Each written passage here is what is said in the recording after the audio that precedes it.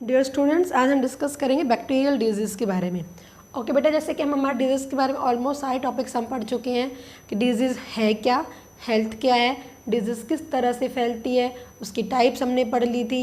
Infectious के अंदर हमने डिफरेंट कॉज हमने पढ़ लिए थे। उसके बाद हमने क्या पढ़ लिए थे बेटा कि किस तरह से मोड ऑफ ट्रांसमिशन हमने पढ़ा था, फिर हम उससे किस तरह से बचाएंगे, हमने ट्रीटमेंट के बारे में बात की और हमने प्रिवेंशन के बारे में बात की। ठीक है बेटा, ये हमारे एक दो टॉपिक रह जाते हैं जिसको हम लास्ट के अंदर करेंगे कि इन्फ्लेमेशन वर्ड आता है, ये थोड़ा डिटेल के अंदर बताऊंगी, बट मैं इन द लास्ट वीडियोस के अंदर बताऊंगी। ठीक है बेटा, तो अब हमारे पास ये 3 वीडियोस हैं। मैं आपको बैक्टीरियल डिजीज़, वायरल डिजीज़, एक दो आपको थोड़ा सा मतलब पूछ भी सकते हैं वैसे, अनलेस हमारे 9th क्लास के अंदर है नहीं तो पूछते नहीं है, फिर भी हम आपको बात करेंगे बेटा। बैक्टीरियल डिजीज़ के लिए हम की 3-4 डिजीज़ के बारे में हम पढ़ेंगे। मैंने आपको बैक्टीरियल डिजीज़ के बारे में याद करने के लिए फॉर्मूला बताया था, बेचारी कैट टू फैट, याद है ना बेटा, PWD बताया था। तो बी से हमने क्या कहा बैक्टीरिया, सी से हमने क्या कहा कोलेरा, ए से हमने क्या कहा एंथ्रेक्स, और बेटा टी से हम क्या कह रहे हैं टाइफाइड, और टी से हम क्या कह रहे हैं टेटनस, एफ से हमने क्या कही थी फूड पॉइजनिंग, एंड ए से हमने क्या कहा था एक्ने, टी से हमने क्या कहा था, एक से हमने टाइफाइड, तो यहाँ पे टी हम क्या लेंगे बेटा ट्यूबरक्लोसिस, और पी से हम क्या कह रहे हैं निमोनिया, डब्ल्यू से हम क्या कहते हैं वुपिंग कफ, एंड डी से अगर हम बात करेंगे तो क्या होता है डिफ्थीरिया होता है। ओके बेटा, डिफरेंट डिजीज हमने बताई थी। तो जो मैं आपको जो पूछी भी जाती है, देखो हमारे 9th क्लास में नहीं आती है कभी भी, एक दो चीज़ें जो हमारी NCERT बुक में, एक तो फूड पॉइजनिंग के बारे में दिया हुआ है बेटा, और एक जो हमारे NCERT बुक के अंदर जो मेनली दिया है, एक हम यहाँ पे अगर बात करेंगे एक पेप्टिक अल्सर भी होता है बेटा। पी से क्या होता है बेटा peptic ulcer, it is also a bacterial disease. तो ये दो ही बीमारियाँ थोड़ी थोड़ी हमारी NCERT बुक के अंदर बताई है। तो मैं इनमें से आपको कुछ बीमारियां बताऊंगी, आप जानना भी चाहोगे कि भाई क्या कौन सी बीमारी है।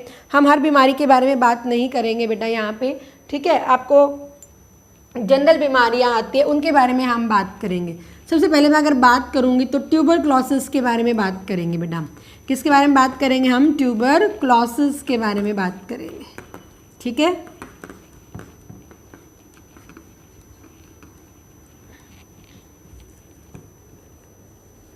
याद रखें, जब पूछते हैं वही चीज़ मैं बता रही हूँ बेटा, ट्यूबरक्लोसिस को शॉर्ट में हम क्या भी कह देते हैं, TB कह देते हैं। क्या कह देते हैं, TB, सबको पता है TB के अंदर क्या आती है, खांसी आती है, सब चीज़ें आती है। तो ट्यूबरक्लोसिस है, ट्यूबरक्लोसिस एक बैक्टीरियल डिजीज़ है। तो इसका अगर हम बात करेंगे कॉजेटिव एजेंट की, अगर हम बात करेंगे बेटा,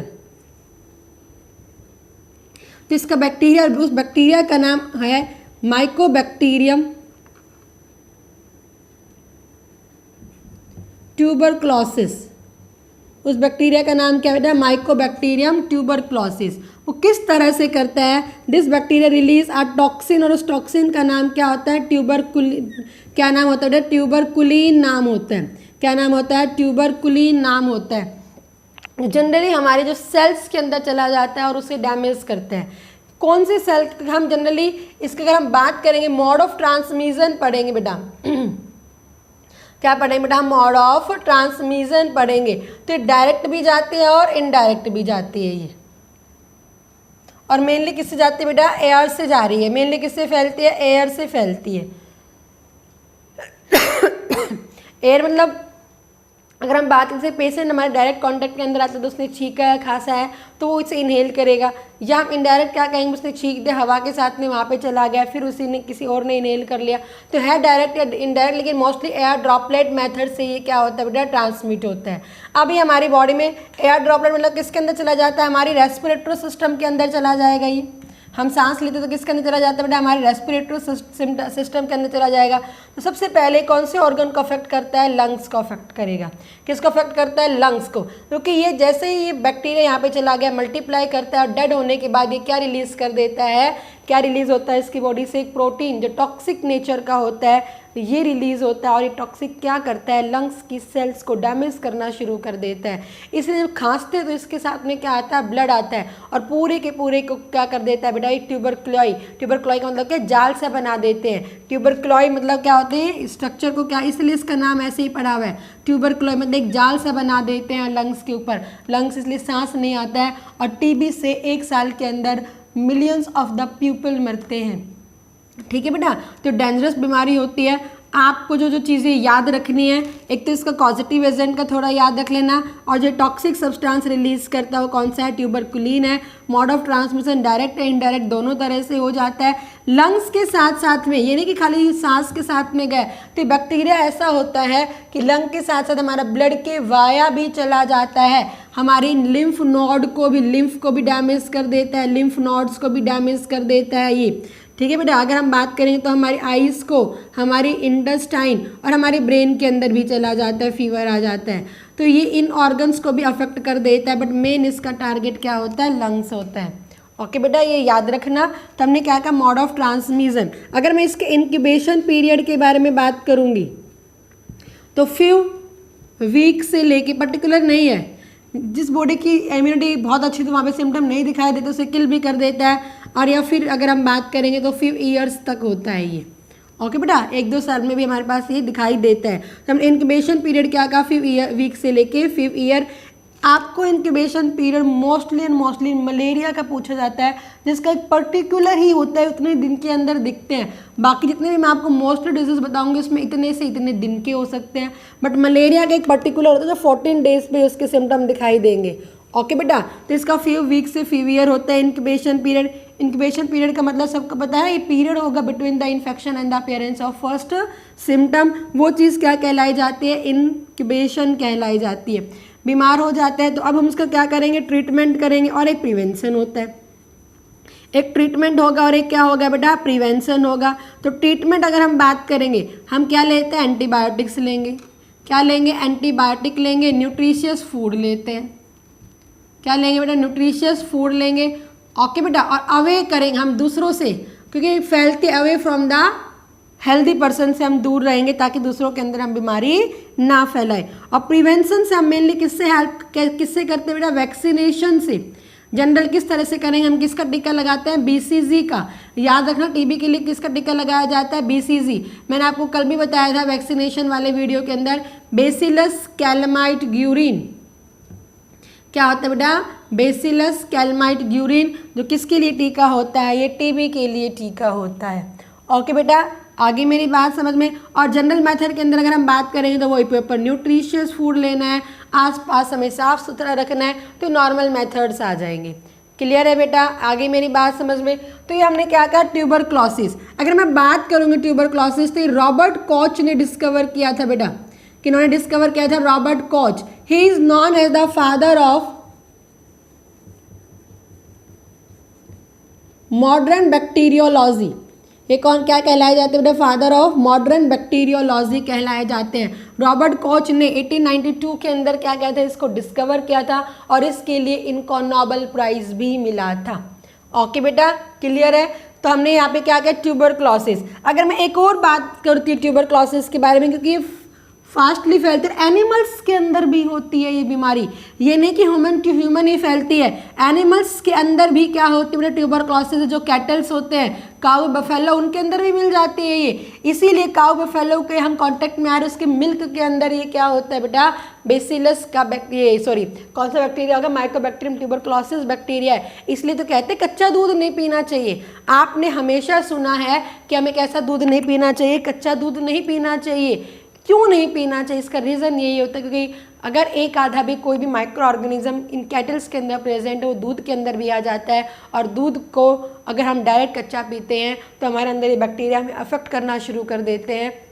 इसीलिए हम उसे बॉयल करते हैं, पॉस्चराइज्ड मिल्क करते हैं, गर्म करके ठंडा कर लेते हैं उसे, या गर्म भी पी लेते हैं। इससे क्या होता है, उनके अंदर ये माइक्रो ऑर्गेनिज्म ख़त्म हो जाते हैं। ठीक है बेटा, तो हमारे अगर हम बात करेंगे WHO ने, ये भी चीज़ याद रख लेना, ये भी पूछा गया है क्योंकि ट्यूबरक्लोसिस एक बहुत ज़्यादा ही फाटल डिजीज़ होती है, आदमी मर जाता है इससे। ठीक है बेटा, लंग्स को बहुत ज़्यादा कमज़ोर कर देती है, ये लास्ट में मर जाता है। WHO ने इसके लिए एक फास्टली प्रोग्राम बताया है और उस प्रोग्राम को हम क्या कहते हैं, डॉट प्रोग्राम कहेंगे बेटा।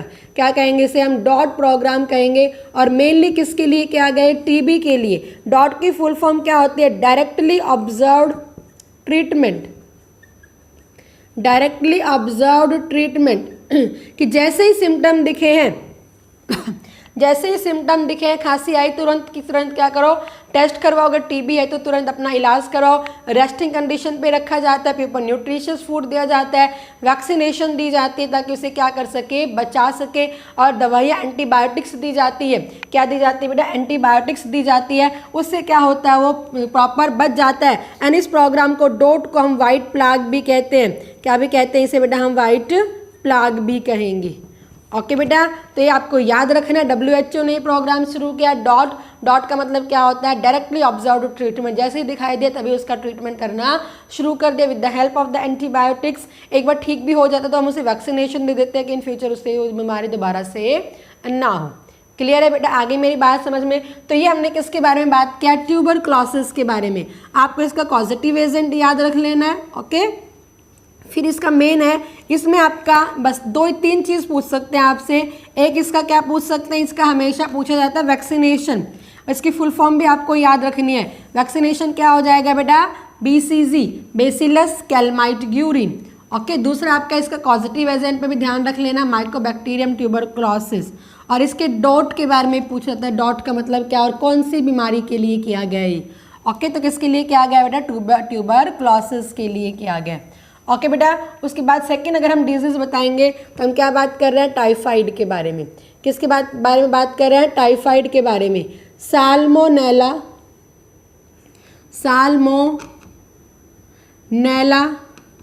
टाइफाई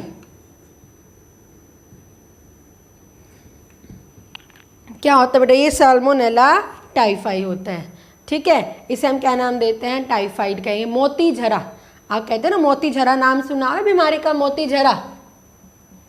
मोती झरा गाँव में बोलते हैं मोती झरा हो गया। एक्चुअली मोती झरा क्या होता है बेटा, ये टाइफाइड ही होता है। क्या होता है बेटा, ये टाइफाइड होता है। और कौन सी बीमारी होती है, ये बैक्टीरियल बीमारी होती है। कौन सी बीमारी होती है बेटा, ये बैक्टीरियल। तो अगर इसका भी हम इंक्यूबेशन पीरियड की बात करेंगे तो इसका इंक्यूबेशन पीरियड होता है 12 to 14 days. Not a particular, 12 to 14 days के अंदर इसके सिम्टम दिखाई देते हैं। अगर इसके बारे में हम बात करेंगे, मोड ऑफ ट्रांसमिशन, क्या पढ़ेंगे बेटा, मोड ऑफ ट्रांसमिशन। तो मोस्टली किससे होता है बेटा, कॉन्टामिनेटेड फूड से, डायरेक्ट इनडायरेक्ट दोनों में आ जाता है। फूड से भी होता है, कॉन्टामिनेटेड वाटर से भी होता है ये। ठीक है, क्या हो जाएगा, टाइफाइड हो जाएगा। क्लियर है बेटा सारे बच्चों को। अब इसके अंदर अगर हम बात करें, टाइफाइड देखो मोती झरा होता है, सबको पता है। तो इसके अगर हम सिम्टम्स की बात करेंगे, फीवर तो सब में आता है। ठीक है, फीवर तो हमारे पास आता है। फीवर आता क्यों, ये मैं आपको 3 टॉपिक एक बार लास्ट में करवाऊंगी जो हमारे पास में फीवर के बाद फीवर क्यों आ रहा है, किस लिए आ रहा है। देखो फीवर हमारी बॉडी में एक इम्यून रिस्पॉन्स प्रोवाइड करता है बेटा ये। ठीक है, थोड़ा सा टॉपिक है, लास्ट के अंदर हम बात करेंगे। तो उसके अंदर क्योंकि फीवर हमारे यहाँ हाई टेम्परेचर, बिकॉज इस हाई टेम्परेचर के अंदर ये बैक्टीरिया वगैरह किल हो जाते हैं। तो एट टाइम हमारी बॉडी एक ऑटो इम्यून रिस्पॉन्स पैदा करती है। क्या रिस्पॉन्स पैदा करेगी, ऑटो इम्यून रिस्पॉन्स। उसी के अंदर इन्फ्लेमेशन भी आता है। ठीक है बेटा, तो फीवर आता है। फीवर के बाद अगर आपने देखा तो रैसेज हो जाते हैं बॉडी पे, rashes on the body. Main symptoms आते हैं ये। बाकी आपको सबको पता है, रेस्टलेस फील होता है, हमारी बॉडी में कुछ काम करने को मन नहीं करता है, हमें फीवर आता रहता है कंटिन्यू। ठीक है, हमारी क्या होती है बेटा, वेट लॉस। साइड में अगर हम अच्छे से खा नहीं पाएंगे, बीमारी में खा नहीं पाते हैं और हमारी बॉडी इम्यून सिस्टम में वैसे ही लगी रहती है, तो फिर हमें क्या आते हैं, चक्कर आते हैं, वेट लूज होने लग जाता है। तो ये कॉमनली सिम्टम्स आ जाते हैं। ठीक है बेटा, तो हमने यहाँ पे क्या कहा, सिम्टम। वही से हम क्या पढ़ेंगे, ट्रीटमेंट पढ़ेंगे बेटा। क्या पढ़ेंगे हम, ट्रीटमेंट। तो ट्रीटमेंट अगर हम बात करेंगे तो किससे ट्रीटमेंट करते हैं, एंटीबायोटिक से ट्रीटमेंट लिया जाता है। इनका नाम नहीं याद रखना, एंटीबायोटिक वही यही होती है, क्लोरोमाइक्सिन होती है, स्ट्रेप्टोमाइसिन होती है, कॉमन सी मिलती है। ओके बेटा, अगर हम बात करेंगे प्रिवेंशन, तो प्रिवेंशन हम किससे करेंगे बेटा, बाय वैक्सीनेशन।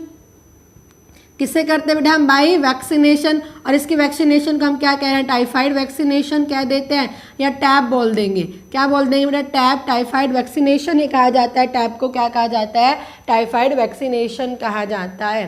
ठीक है बेटा, तो ये हम क्या दे देते हैं इसको? वैक्सीनेशन की हेल्प से भी इसे हम ख़त्म कर सकते हैं। इसके लिए जो आता है टेस्ट का नाम बहुत इंपॉर्टेंट है।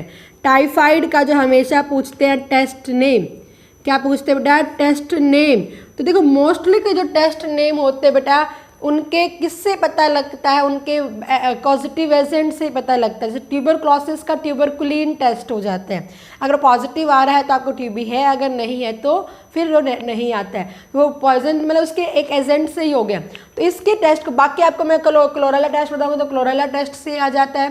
ठीक है, तो टेस्ट को नॉर्मली किसी को नॉर्मली मलेरिया टेस्ट आपने देखा प्लाज्मोडियम से, तो आपने कभी चेक भी करवाया तो प्लाज्मोडियम पॉजिटिव या नेगेटिव इस तरह से लिखा आता है। बट इसके एक टेस्ट का नाम है, इसको याद कर लेना बेटा। इसके टेस्ट का क्या नाम होता है? वाइडल टेस्ट होता है। क्या नाम होता है इसके टेस्ट का? वाइडल टेस्ट है। ये बहुत ज़्यादा इंपॉर्टेंट है, यही आपको याद रखना है। वाइडल टेस्ट इज 4, तो आपका आंसर क्या हो जाएगा? टाइफाइड। क्या हो जाएगा? टाइफाइड।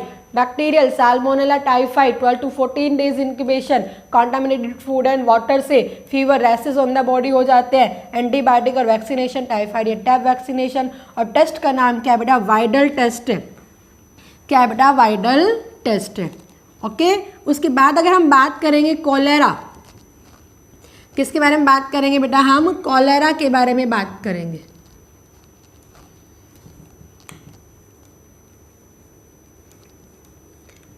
कौन से? कॉलेरा। कॉलेरा भी क्या होता है बेटा? इसको हम किससे होता है? वाइब्रो कॉलेराई से होता है बेटा। किससे होगा? वाइब्रो कॉलेराई से। और हिंदी में इसे क्या कहा जाता है? हैजा कहा जाता है।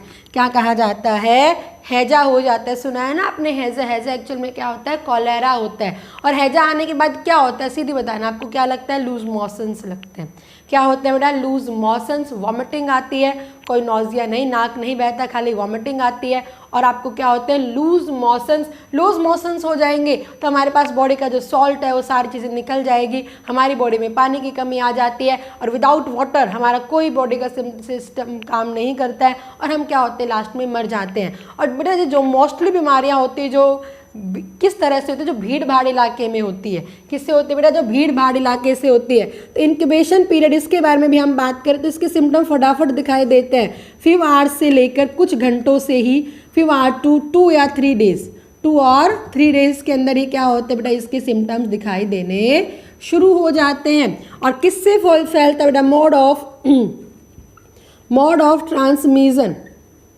अगर हम बात करेंगे मोड ऑफ ट्रांसमिशन तो ये मेनली किससे फैलता है? मोस्टली कॉन्टामिनेटेड वाटर से मोस्टली फैलता है और फूड से भी फैल जाता है। मेन किससे फैलेगा बेटा? कॉन्टामिनेटेड वाटर से फैलता है। क्योंकि हमारे अगर अंदर ये कॉलेरा है तो हमारी इंटेस्टाइन को डैमेज करता है, इंटेस्टाइन की सेल को डैमेज कर देता है, जिससे हमारी बॉडी अब्जॉर्ब नहीं कर पाती जो हमारा फूड डाइजेस्ट हुआ है। और मोस्टली कौन क्या अब्जॉर्ब नहीं कर पाती बेटा? हमारा अंदर जो सॉल्ट था और वाटर अब्जॉर्बशन नहीं हो पाएगा और हम क्या किसकी फॉर्म में बाहर निकाल देंगे? स्टूल की फॉर्म में बाहर निकाल देते हैं। तो हमारे इंटेस्टाइन को हमने स्टूल निकाल दिया और वो स्टूल अगर, इसलिए तो घर घर के अंदर टॉयलेट्स बनाए गए हैं, वो स्टूल हम बाहर कहीं खेत के अंदर करके आते थे, बारिश आ रही है या नॉर्मल पानी के फ्लो से नियर वाटर बॉडीज में चला गया। और मोस्टली कॉलेरा फैलता है फ्लड, जहाँ पे बाढ़ आती है तो वहाँ पे आज जो भी है बेटा, जितने भी लगा लो किसी को कॉलेरा हो रखा है, स्टूल मटेरियल बाहर है तो वहाँ से वो बहता उस फ्लड के साथ साथ दूर दूर तक चला जाएगा। मेन वाटर बॉडी इसके अंदर मिल जाता है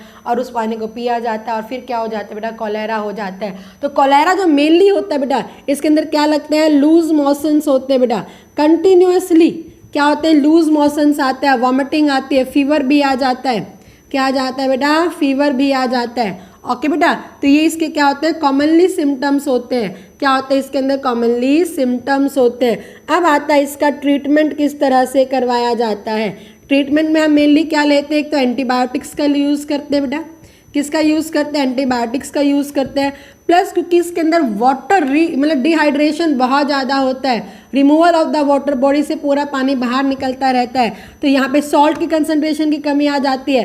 तो आपको पता है ना, जब दस्त हो जाते हैं, लूज मोशंस हो जाते हैं, तो हम क्या देते हैं उसको? ORS का घोल। आपने सुना है ORS का मतलब होता है क्या है? आपने पढ़ना उसके ऊपर। Oral rehydration solution, oral rehydration solution, क्योंकि उस स्टूल के साथ हमारा वाटर, हमारा सॉल्ट चला जाता है, हमारे अंदर ब्लड में इनकी इम्बैलेंसिंग आ जाएगी और हमारा ब्लड का प्रेशर कम हो जाता है। इसके कारण हमें क्या होती है बेटा, हमारे ब्लड का प्रेशर कम हो जाता है तो हमारे डिफरेंट बॉडी पार्ट्स तक हमारी ऑक्सीजन नहीं मिलेगी और उससे मर जाते हैं। ठीक है, इतना रिहाइड्रेशन नहीं, इसलिए कहते हैं ना प्रॉपर अमाउंट के अंदर। ऑरल मतलब माउथ, रिहाइड्रेशन, हाइड्रेशन का मतलब क्या होता है पानी, डी का मतलब रिमूवल, री का मतलब गेन करना, और सॉल्यूशन। कभी किसी बच्चे ने मोस्टली नहीं देखा होगा भाई ORS का घोल पिया भी होगा। एक्चुअल में ORS का एक पाउच आता है, उसके अंदर अगर हम बात करेंगे 1 लीटर वाटर के अंदर हम मिला के पीते हैं।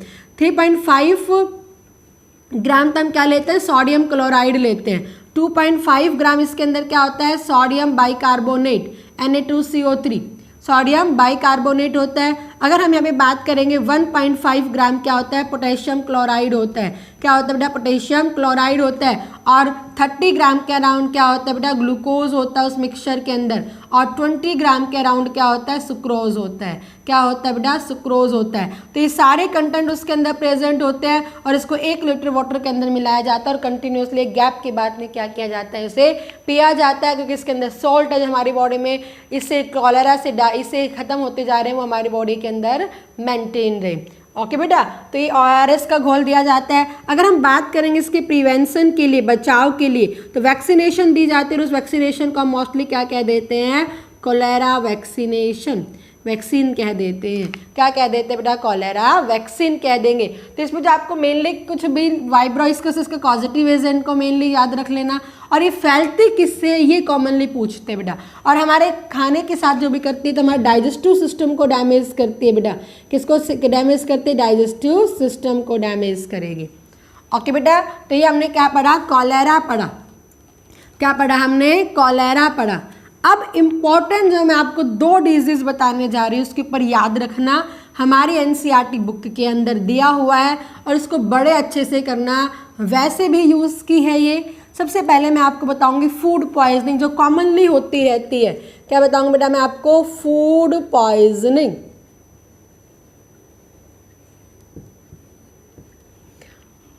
भाई आप कहते हो ना फूड पॉइजनिंग हो गई, आपने खाना खाया, बासी खाना खा लिया और आपने क्या कहा, पेट में दर्द हुआ या तो डायरिया या फिर वॉमिटिंग पहले आती है, उल्टी पहले आती है, तो आपने क्या कहा, फूड पॉइजनिंग का।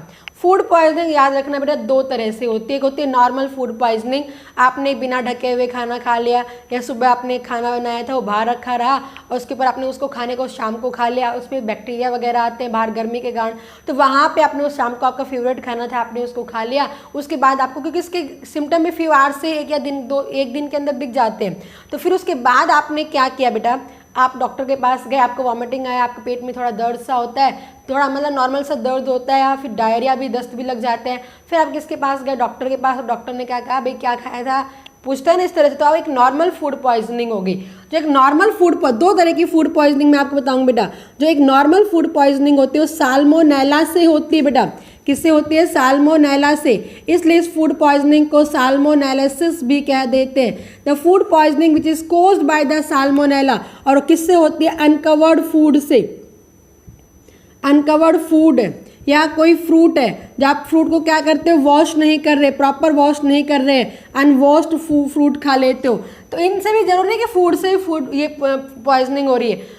ये जो साल्मोनेला होता है जनरली मोस्टली अगर हम बात करेंगे जो हमारे पास वेजिटेबल्स है, जो फ्रूट्स हैं, या फिर जो हमारा फूड है, हम फूड को बना लेते हैं, हमने हमारे फूड को क्या कर लिया, रख लिया है, और उसके अंदर हमने क्या किया, उसको फ्रिज में रखना। गर्मी के मौसम में मोस्टली फूड पॉइजनिंग के चांसेस है, और हमने उसे क्या किया बेटा, वहाँ पे हमने क्या किया, वहाँ पे हमने उसको ढकना भूल गए हैं, और वहाँ पे ढकना भी लगा लो नहीं, और बाहर गर्मी इतना मौसम होता है, तो हमारे फूड में यार में प्रेजेंट थे वो इसके बैक्टीरिया के स्पॉट्स, वो उसके अंदर फूड के अंदर उसने क्या किया, उसे खराब कर दिया, और उस फूड को हमने खा लिया है। ठीक है, या फ्रूट है, फ्रूट हम लेके उसको अच्छे से प्रॉपर वॉश नहीं किया, उसके ऊपर ही बैक्टीरिया था, वेजिटेबल्स को हमने प्रॉपर वेस्ट नहीं किया, या हम बाहर ठेले का खाना खाते हैं, वहाँ पे अनकवर्ड होता है, कोई मक्खी थी इस तरह से, तो वो हमें काफ़ी बीमारियाँ, वैसे भी बीमारियाँ फैला देती है। तो इस तरह से जो फूड पॉइजनिंग होती है, उस फूड पॉइजनिंग को हम क्या नाम देंगे बेटा, साल्मोनेलासिस नाम देते हैं। क्या नाम देते हैं बेटा, उसे हम साल्मोनेलासिस नाम देंगे।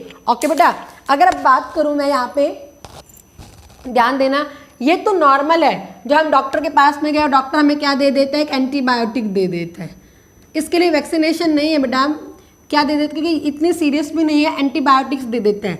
फिर एक फूड पॉइजनिंग को हम बॉट्यूलिज्म कहते हैं। क्या कहते हैं, बॉट्यूलिज्म कहेंगे। तो किससे फैलती है, क्लॉस्ट्रीडियम बॉट्यूलिज्म से फैलती है। दोनों बैक्टीरिया बॉट्यूलिज्म किससे फैलेगी बेटा, बॉट्यूलिज्म। याद रखना, एक मैंने क्या, जो साल्मोनेला, जो अनकवर्ड फ्रूट या जो भी अनवॉश्ड वेजिटेबल है उससे जो फैलेगा उसे हम साल्मोनेलासिस। इसके अंदर मेनली हमें क्या लगता है, लूज मोशंस लग जाते हैं, या फिर हमें ज़्यादा वैसे कॉलेरा जैसे नहीं लगते बेटा। और उसके बाद क्या होता है, वॉमिटिंग और थोड़ा बहुत स्टमक पेन हो जाता है। क्या हो जाता है बेटा, स्टमक पेन हो जाता है। ऐसा कुछ भी हमारे पास हलचल होती है, हम तुरंत डॉक्टर के पास चले जाते हैं। और बॉट्यूलिज्म क्या होता है बेटा, डब्बा बंद खाना। जो हमारा डब्बा बंद खाना होता है, जो पैक्ड खाना होता है, पैक्ड फूड होता है, उससे जो फैलता है उसे हम क्या कहेंगे, बॉट्यूलिज्म कहेंगे। क्या होता है, बॉट्यूलिज्म। हम जो डब्बा पैक करके खाना लेके आते हैं, मार्केट से लेके आए, हम जो चिप्स लेके आए, कुछ भी लगा लो, जो डब्बा पैक लेके आते हैं ना, हम काफ़ी चीज़ें आती है बनी हुई, हम वो चीज़ यहाँ पे ले आए हैं। आफ्टर सम टाइम हमने उसकी मैन्युफैक्चर डेट और हम उसको क्या नहीं, डेट ऑफ एक्सपायरी नहीं देखते हैं। हमेशा लिखा, इसीलिए लिखा जाता है बेटा, अगर वो 6 महीने, इसका टाइम पीरियड इतना है, 6 महीने का है, अगर वो 6 महीने में कंज्यूम हो रही है तो ठीक है। उसके बाद क्योंकि वहाँ पे कितना, ये इतनी टाइम तक क्या की जाती है बेटा, उनको प्रिजर्व किया जा रहा है। उसके बाद धीरे धीरे उनकी प्रिजर्वेशन कैपेसिटी कम हो जाती है। बैक्टीरिया जो वहाँ पे प्रेजेंट होते हैं, अब कहोगे आप इसके बंद में से कहाँ, तो जब भी पैकिंग करते हैं तो स्टेरिलाइज कंडीशन में नहीं है, वो बैक्टीरिया वहाँ पे है तो वहाँ, लेकिन जब वो डेट एक्सपायर हो जाती है, वो टेम्परेचर में वो खाना अपने आप ऑटोमेटिक खराब होना शुरू हो जाता है और हम ध्यान नहीं देते हैं। कोई नहीं 15 दिन ही तो है, कोई नहीं 20 दिन ही तो एक्सपायरी डेट हुई है, और काफ़ी बंदे तो क्या होते हैं, उसको देखते ही नहीं है।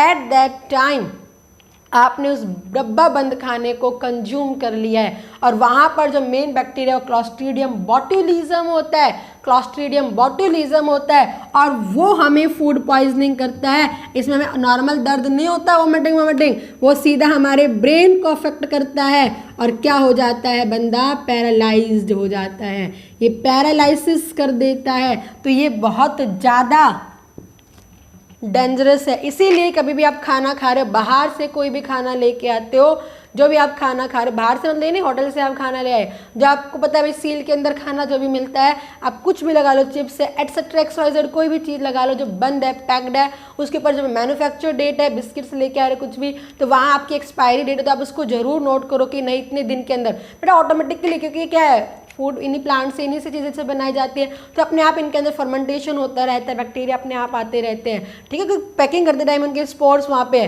तो उस टाइम जब इनका, क्योंकि इस टाइम तक तो इनका है कि भाई इतनी टाइम में प्रिजर्व्ड रहेंगे, इसलिए तो कहा जाता है। लेकिन आफ्टर सम टाइम इनका प्रिजर्वेशन पीरियड जैसे ही खत्म हो जाता है तो बैक्टीरिया एक्टिव हो जाते हैं, मल्टीप्लाई करेंगे, उस फूड को डैमेज कर देंगे। और डैमेज नहीं, बिल्कुल आपको डैमेज दिखेगा तो आप उसको फेंक देते हो, इस तरह से डैमेज नहीं करता, और मतलब उसके अंदर वो बैक्टीरिया मल्टीपल ग्रो कर देता है, और उस फूड को हम कंज्यूम कर लेते हैं, और आफ्टर सम टाइम पैरालाइसिस हो जाता है उसे। तो ये क्या होता है बेटा, food poisoning is more dangerous. तो कभी भी आप इस तरह से पैक्ड खाना लेके आते हैं तो उसके ऊपर जरूर फोकस करना है। तो आपको याद रखना है, आपका आ सकता है कि food poisoning is caused by, आपने क्या कहा, साल्मोनेलासिस का, तो आपका गलत आंसर वो भी नहीं है। अगर उसके अंदर कभी बॉट्यूलिज्म आ गया तो भी आपका आंसर बिल्कुल सही है। ओके बेटा, और जो मोर डेंजरस होगा वो कौन सा होगा, which is caused by the clostridium botulism. Clear है बेटा सारे बच्चों को। अब जो इम्पॉर्टेंट आता है वो हमारे पास में क्या आ जाता है बेटा, बहुत इम्पॉर्टेंट है, ये मोस्ट इम्पॉर्टेंट है, पेप्टिक अल्सर। एनसीईआरटी ने जिसको डिटेल में दिया हुआ है ना, डिटेल के अंदर एनसीईआरटी बुक के अंदर दिया हुआ है, वो पेप्टिक अल्सर को ही दिया हुआ है। पेप्टिक का मतलब होता है पेट से, पेप्टिक ग्लैंड हमारी गैस्ट्रिक ग्लैंड स्टमक से हो गई, और अल्सर का मतलब क्या होता है, छाले, ब्रिस्टल्स, फोड़े हो जाना, उसे हम क्या कहते हैं, अल्सर कह जाते हैं। पेट में जो छाले हुए हैं, फोड़े हुए, उसे हम क्या नाम दे रहे हैं, अल्सर कह रहे हैं। क्या कह रहे हैं, अल्सर। बिफोर 1984 1984 से पहले सिर्फ ये अजम्पशंस थी। Peptic ulcer is mainly caused by the acidic food, highly acidic food या स्पाइसी फूड। उस फूड से क्या होता है, पेप्टिक अल्सर हो जाता है। ध्यान देना 1984 से पहले क्या सोच थी कि हम जो खाना खा रहे हैं उसके अंदर एसिडिक कंडीशन ज़्यादा है, क्योंकि ऑलरेडी हमारे स्टमक में भी एसिडिक कंडीशन है, तो एसिडिक कंडीशन बहुत ज़्यादा बढ़ जाती है। या हम हाईली स्पाइसी खाना खाते हैं तो स्पाइसी खाना और एसिडिक कंडीशन जो हमारी स्टमक की वॉल है उसके अंदर क्या करती है, ब्रिस्टल्स कर देती है, जिसे हम क्या कह देते हैं, पेप्टिक अल्सर कह देते हैं। लेकिन उसके बाद में जो पाया गया इन 1984 के अंदर, इन 1984 के अंदर वैरन, रॉबिन वैरन, उन्होंने देखा कि peptic ulcer is not caused by the acidic and the spicy food. Peptic ulcer actual में कॉज्ड बाय द बैक्टीरिया। किससे होती है, बैक्टीरिया। और वो बैक्टीरिया क्या होता है, हेलिकोबैक्टर पाइलोराई। क्या होता है, हेलिकोबैक्टर पाइलोराई होता है।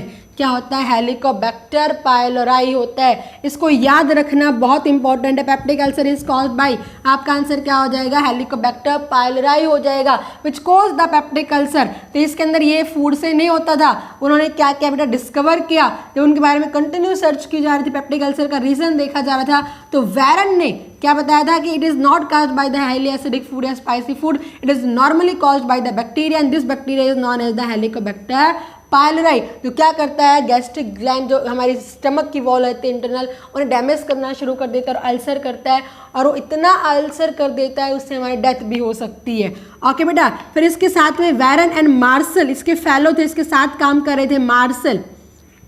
तो इन्होंने एंड वैरन ने, दोनों ने मिलके बोथ फॉर्म द, इसके अगेंस्ट एंटीबायोटिक बनाए इन्होंने। क्या बनाई, एंटीबायोटिक। और उस एंटीबायोटिक का नाम क्या था, अमोक्सिलिन। क्या नाम था, अमोक्सिलिन। मैंने यहाँ इस एंटीबायोटिक का नाम इसलिए बताया, एनसीईआरटी के अंदर दिया और ये क्वेश्चन पूछा भी हुआ है। ये किसके लिए, क्योंकि पर्टिकुलर बनाई गई थी। और जो हम टाइफाइड के बारे में बात कर रहे हैं, कॉलेरा के बारे में बात कर रहे हैं, तो multiple of the antibiotics are given, but यहाँ पे इसके खिलाफ एक प्रॉपर एंटीबायोटिक बनाई गई थी। और कौन सी बनाई गई थी बेटा, अमोक्सिलिन बनाई गई थी।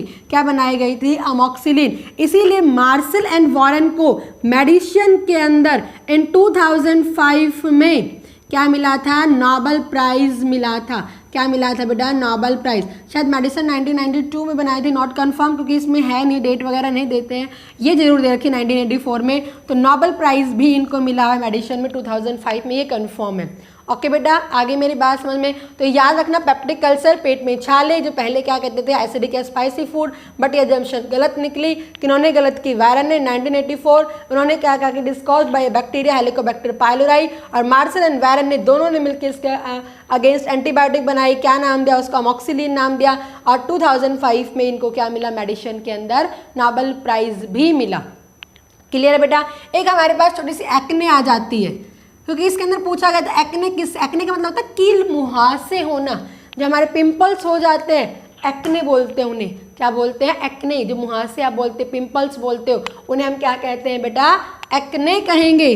अब आप कहोगे पिंपल्स किससे होते हैं, इसमें अ ग्रुप ऑफ बैक्टीरिया, एक बैक्टीरिया का नाम नहीं आता, ये बैक्टीरियल डिजीज होती है बेटा।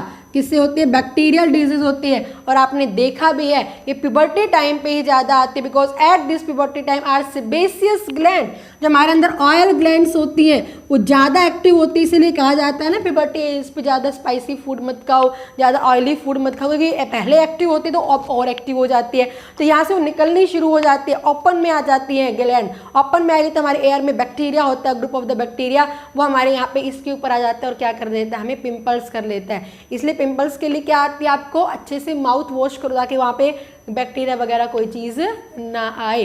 ठीक है, तो आप बस ये ध्यान रखना है, जो आपकी उम्र है, पुबर्टी एज आती है 8, 9, 10 के अंदर, आप यहीं पे देखते हो कि आपको फोड़े होते हैं, फुंसियाँ होती हैं, पिंपल्स आते हैं। इसका मेन रीज़न यही है, आप ऑयली फूड कम से कम खाओ, ना के बराबर खाओ, और कंटिन्यूसली अपने माउथ को उस टाइम पे साफ करते रहो इन दिनों के अंदर। उससे फिर क्या होती है बेटा, नहीं आएगा। एक्ने में आता है, कितने बैक्टीरिया का आता है, स्टाइफिलोकोकस बैक्टीरिया हो जाता है, स्टाइफिलोकोकस बैक्टीरिया है, मतलब इसमें Streptococcus bacteria, diplococcus, number of the bacterias होते हैं, एक पर्टिकुलर कोई एक बैक्टीरिया का नाम यहाँ पर नहीं आता है।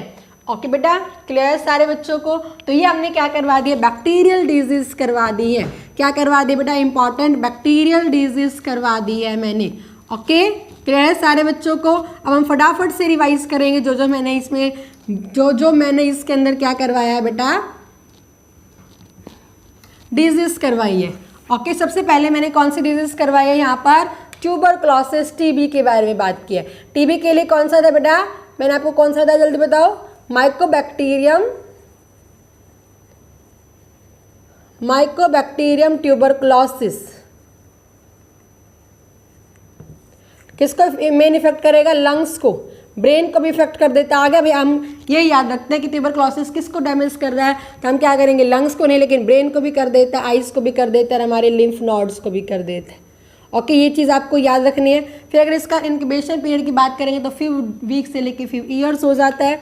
क्या हो जाता है बेटा, फ्यू वीक से लेकर फ्यू ईयर्स हो जाता है। ओके, फिर अगर हम बात करेंगे इसके लिए मेन क्या है, सिम्टम तो मोस्टली कफिंग है, इस तरह से सिम्टम वगैरह डजेंट मैटर फॉर यू। फिर भी हमने क्या, कफिंग आ जाती है, स्नीजिंग आती है, हमारे ब्लड इन द स्पूटम, जो हमारा बलगम होता है उसके अंदर ब्लड आना शुरू हो जाता है, वीकनेस आ जाती है, ये सारे इसके कॉमनली सिम्टम्स होते हैं। फिर हमने इसके किससे ठीक करते हैं, एंटीबायोटिक्स से। ठीक है बेटा, अब प्रिवेंशन के लिए हमने क्या बताया था, BCG, बेसिलस कैलमाइट यूरिन बताया था। और थर्ड इसके अंदर हमने एक और चीज़ बताई थी, क्या बताया था, डॉट डायरेक्टली ऑब्जर्व ट्रीटमेंट होता है। और ये इसको हम वाइट प्लाग भी बोलते हैं, क्योंकि स्पूटम होता है, वाइट प्लाग को निकाल के इस तरह से किया जाता है, वाइट प्लाग होता है। और प्लस इसको अगर हम बात करेंगे वर्ल्ड TB डे, क्योंकि फॉटल डिजीज होती है तो वर्ल्ड TB डे होता है 24 मार्च। क्या होता है, 24 March celebrate as our TB day. Okay, फिर मैंने आपको क्या करवाया था, टाइफाइड करवाया था। टाइफाइड किससे होता है, साल्मोनेला टाइफाई से। देखो साल्मोनेला से क्या भी हो रखा था, फूड पॉइजनिंग, साल्मोनेला टाइफाई से होगा। ओके बेटा, फिर अगर हम बात करेंगे टाइफाइड हमारे किसको मोस्टली करती है, डाइजेस्टिव सिस्टम को करती है, इसे मोती झरा कहते हैं, रैसेस ऑन द बॉडी आ जाता है, इसका 10 to 12 डेज हो जाता है इंक्यूबेशन पीरियड। इसमें भी हम किसका यूज़ करते हैं, एंटीबायोटिक्स का यूज़ करेंगे बेटा। ठीक है, और ये किससे होती है, और इसके लिए हम क्या लगाते हैं, टाइफाइड का वैक्सीन लगाएंगे। इस वैक्सीनेशन को टैब नाम भी दिया गया है। ओके बेटा, फिर अगर हम बात करेंगे ये किससे होते हैं, मेनली कॉन्टामिनेटेड फूड से, कॉन्टामिनेटेड फूड से होती है। एक इसके बारे में एक पता है क्या, एक मैरी नाम की औरत थी जो घर घर में फूड को ट्रांसपोर्ट कर, जैसे कि अपना टिफिन सिस्टम नहीं होता है, एक टिफिन होता है बंदा, जैसे कि कोई अलग अलग घर में, मतलब कि कोई बाहर रहता है तो भी कौन खाना बनाए, तो वहाँ पे टिफिन किस होते हैं। तो ऐसे जो मैरी नाम की औरत थी इंग्लैंड के अंदर, टिफिन को क्या करती थी बेटा, खाना पैक करती थी और वो टिफ़िन कहती अलग अलग जगह पे पहुंचाती थी। तो टाइफाइड जब एक जगह फैला ना, इस मैरी का बहुत बड़ा रोल था, उसको टाइफाइड हो रखा था, फूड को चखती है कुछ तरह से क्या करती, और उसके बाद उसने फूड को पैक करके टिफ़िन में, तो मैरी को हम टाइफाइड वुमेन भी बोल देते हैं। कभी आ भी गया तो याद रख लेना कॉमनली।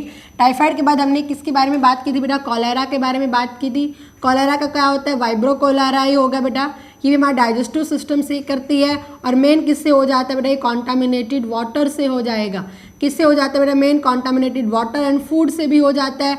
और हाउस फ्लाई ये सारी कॉमन है, क्योंकि फूड है, डाइजेस्टेड फूड है। अनडाइजेस्टेड फूड के फॉर्म में जो बाहर आता है उसके ऊपर कोई मॉस्किटो या कोई फ्लाइज, मेनली फ्लाइज आ रही है, हाउस फ्लाई, फूड फ्लाई, उसके ऊपर बैठे और हमारे अनकवर्ड खाने पर बैठ जाते तो भी उससे हो जाता है। ठीक है बेटा, और इसके सिम्टम हमें फ्यू आवर से लेकर 1 या 2 दिन के अंदर ही दिखाई दे देते हैं।